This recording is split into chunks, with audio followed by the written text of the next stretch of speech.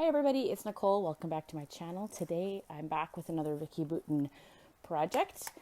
Vicky had a Facebook Live a few weeks ago where she did a bit of a paint dragging technique, and I thought I'll try that with her art crayons instead.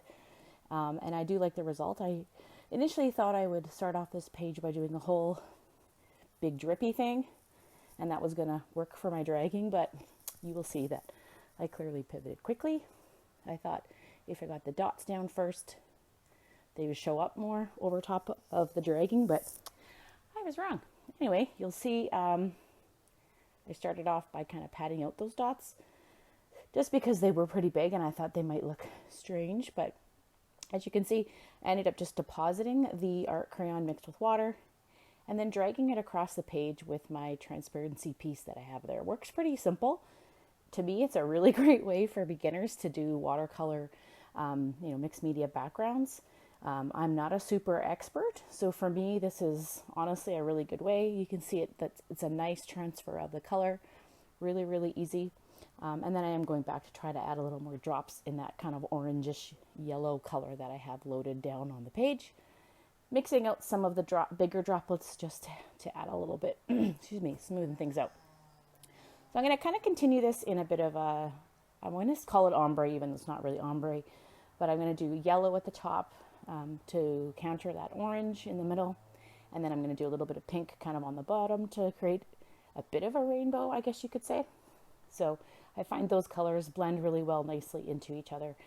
They're all from that same kind of color group, so in that art crayon pack, so they work really well together. So I'm just going to move the yellow around a little more. It is a little more translucent because it's just a lighter shade of yellow, but I'm totally cool with that. And now I'm just taking the pink art crayon. I haven't mixed in any color to that. And I'm just going to deposit that in the bottom. The bottom I don't want to be quite as straight, so I'm going to leave it as it is here, a little bit more wonky. So it's a little bit longer in one area and not just quite so straight across as the other two, just to kind of add a little bit of zhuzh, make it look a little different.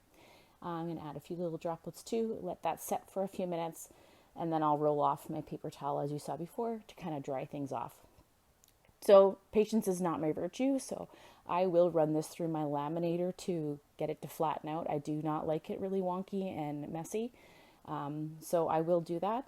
But first I thought I would take a stencil and add just an extra layer of the same colors over top of those color groupings. So I have this stencil here from the Color Study release that came out, and I'm just using my stencil brush to line up the stencil with the different art crayon colors.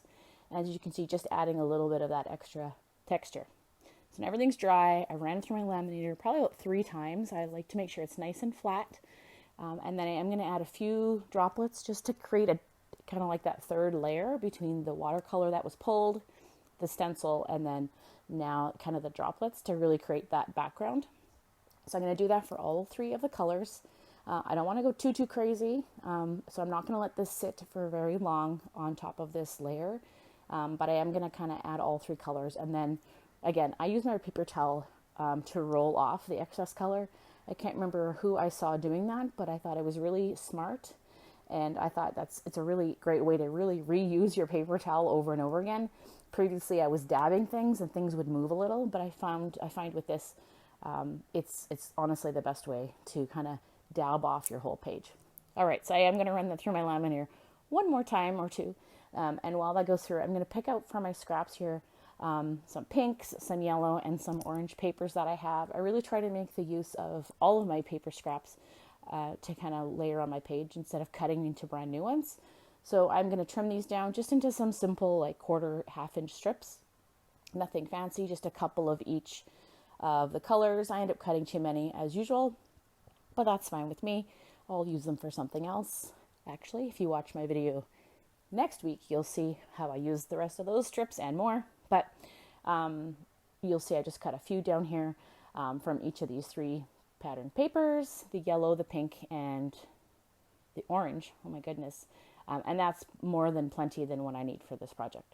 So I am going to layer some of those papers onto the background now, kind of matching up with the color of the watercolor. Yes, it's going to cover up some of that watercolor background, but that was really my intention with this whole thing, is to create a bit of a subtle background, so it's there, but it's not like, whoa, this is a mixed media page, but it's there still.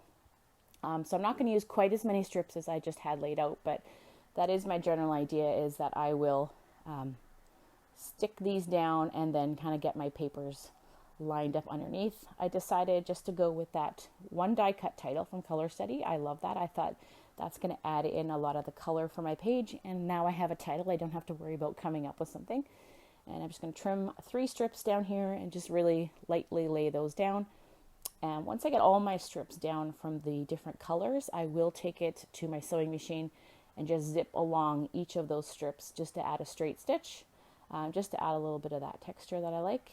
And it helps stick things down as well. So that's kind of a plus.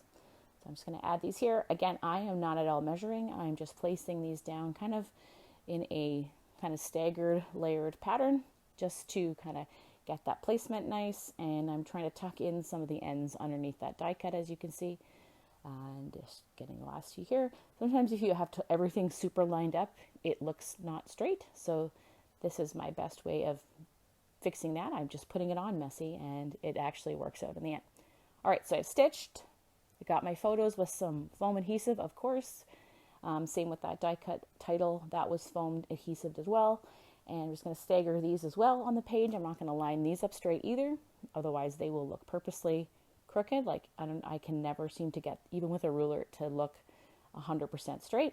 And then I thought I'll pull out some of my die cuts, because these are probably some of my favorite die cuts in any collection that Vicky's made, is these ones here. I know this is my second package actually of the die cuts, so I kind of have 2 packs mixed together. I had the leftovers of one and a new one, and I thought about using this really big flower, but then I decided I'm going to stick with that tone on tone color thing that I started with the whole background and the paper. So I'm going to trim down this die cut into 3 different flowers, and I will actually trim down that leaf, the rest of it, in a few minutes to add into my project as well. And that way I have 3 pink flowers that are standalone versus kind of one larger grouping. The larger grouping wasn't going to work for me in this case. So I'm just going to trim it down and stagger those along my pink section of my layout. So I'm going to layer these again with more foam adhesive, not quite as much as my photos, but I will layer kind of the large, the medium, and the small in amongst those sunglasses and that die cut title there. Okay, and then the next thing I'm going to do is the same is with the orange. I will kind of hunt through my die cut stash there and look for an orange flower to fill in the orange area.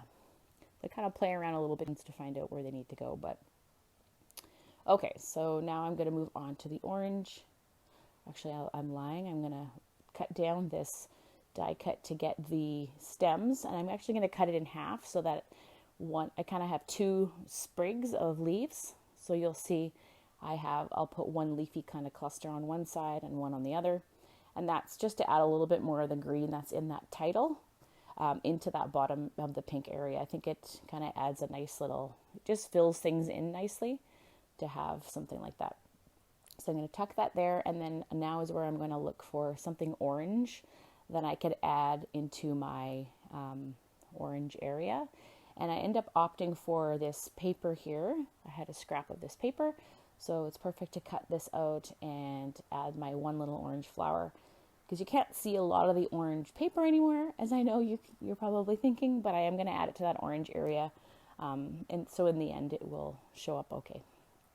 And then the next piece is to fill in the yellow area with some sort of floral, because I figure I might as well continue the floral idea all the way along the page. So I'm going to cut a couple of these again from another scrap of paper. One is going to be a half of a flower, because I'm going to tuck it in behind the title or the photo area there. So don't throw out those half flowers on a sheet of paper that you might have, because they're super useful. I'm going to add a little bit of foam behind that, and then you can see just tuck it in, and then I'm going to cut, I think, 1 or 2 probably of these more yellow flowers. And the good thing about these is they have a little bit of the orange too, so they kind of go in with the vibe of the yellow and the orange overlapping each other. So I kind of like that as well. It's a really simple flower to cut too, so if you're not a huge fussy cutter, especially with flowers that are too fussy, all 3 of these flowers here are all really easy to cut out really fast, and not a lot of actual fussying work, I think. They're pretty quick to cut out. If you have the stamp set for Color Steady, there's a flower on there that's like this one, so you could also stamp it out, do some mixed media techniques on that stamp, and then cut it out as well. So you have a lot of different options depending on the colors that you're using on your page. And again, another great way to really use your scraps and stretch things is to cut out from the paper. So usually a paper like this, I'll buy two, one for the flowers, one for the backside. All right, so that kind of gets me set with the flowers. I thought I might use the flower stickers that I had, but I think that might be too much. And now I'm going to add a few little sentiments here from my smaller sticker pack, which makes me move my smaller pink flower, but that's okay. And I think I'm going to add a photo tab and then just a few little of the gold dots that are on in this sticker pack. This is actually, again, 2 packs. I kind of had to crack into the second one. So it's like a combo of mostly used stickers and brand new. But I love the little gold dots because they're, a good replacement for like an enamel dot. And they have gold shimmer, so you get a little bit extra shine on your page. And then I thought these heart puffy stickers would be perfect, just tucked in the title. So that is how that is all coming together. I thought I needed a little bit black just to kind of settle out all the like pink and yellow, all the lighter colors on this project. So I'm going to add just honestly a couple little drops of my ink here that I have from my stash. I use black art crayon. It's just not quite as dark as this. But here's how everything comes together. I really love that little mixed media, easy background, how it layers behind all the paper. It's not like overwhelming. Really easy to do, really fun. If you're a beginner, like, I want to say I'm a beginner, but I'm learning a lot. But it's a really easy thing to play off when you don't have a lot of time either. So I hope you're inspired to give this a try, and I'll see you next week with a little more complicated project. Bye-bye.